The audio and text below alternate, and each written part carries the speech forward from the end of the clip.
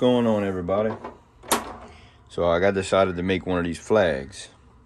I'm seeing people at craft shows sell them for like $200-300, and I wanted one, but I wasn't gonna pay $200-300 for a wooden flag. Some people will, just not me. So I wanted to make one for myself to put in my house, but wasn't quite sure how to go about it. I had seen a few different people making them on the internet before I had seen an actual complete how-to video. This is more like a how not to, but so the red is going to be a water-based stain from minwax in scarlet. Now if you go to Lowe's, they're gonna have crimson. My Lowe's, I can ask them for the scarlet and they can pull it up in the computer and make it. And then the blue is a true blue, same minwax water-based stain, true blue. And there's also like a navy that's similar to, but you gotta ask for the true blue because it's not on the card. And they make this, it's like a tintable stain, and they put the color in it, whatever color you want. I looked at Home Depot. My Home Depot does not carry minwax anymore. They have a few minwax products, but they don't have the stains from minwax. And then the videos of people actually talking about the stains, the can looks completely different. So I guess they changed their design, or maybe my Lowe's didn't carry that exact one. I don't know what was up with that. But anyway, it's minwax, true blue, and scarlet, or crimson and navy. I bought these boards because they were cheaper and cut them down, but they have like an edge to them, which it looks fine. It looks great to me, except for whenever I tried to do the stars on it.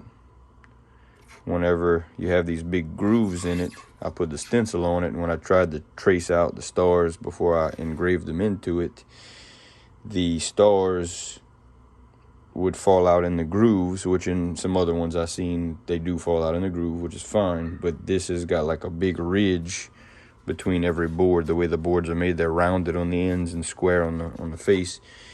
So when I tried to do the stars, it would drop off and you really couldn't tell where it was going to be. And if I'd have carved it out, a lot of them would have been all jagged and messed up. So I had the stencil on there still, and I was like, oh, I'm going to go ahead and spray paint it.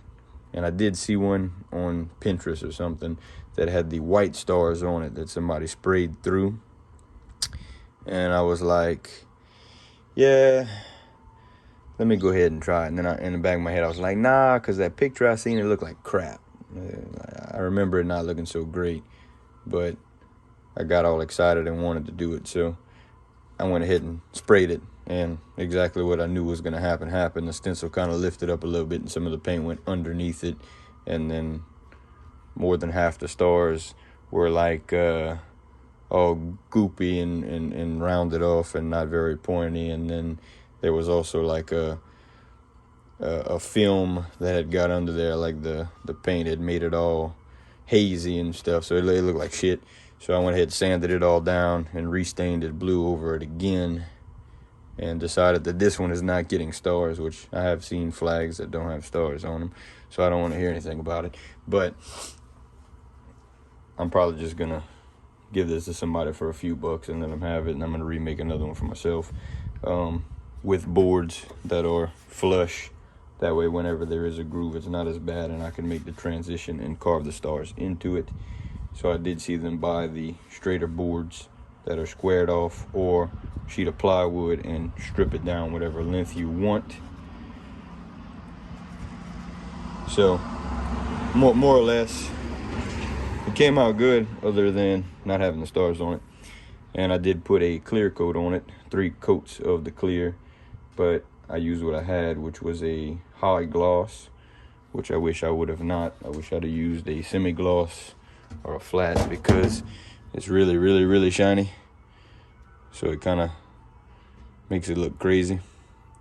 So that's another thing that I would suggest, to use like a semi-gloss or a flat, because whenever you have it on your wall, your light's going to reflect off of it, and it's going to make it look crazy when people are looking at it, especially outside. Outside, insane. You look at it like this, it looks fine, but when the light hits it, it makes it crazy. So this one is 37.5 wide and 19 inches tall, because these are 1.5 inches. And if you do the 13 stripes, that's what it falls out to. And to make it proportional, you go 37.5 wide. I've seen people making smaller ones, but then you have to figure out, you know, because the stencil I bought came with 3 sizes. This was the biggest one, and then there was 2 smaller stencils for the stars, even though I couldn't use it on this one anyway. But that's just my tip. That was the stain color, so you know. And it's like a semi-transparent, that way you can still see the wood grain through the stain.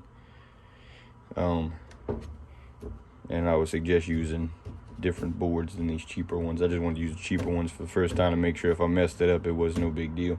So like I said, I'll give this to somebody for a few bucks and make another one. And if you guys have any tips or tricks, you go ahead and put it in the comment and let everybody else know what you think or what you know. Appreciate you guys checking it out. Y'all take it easy.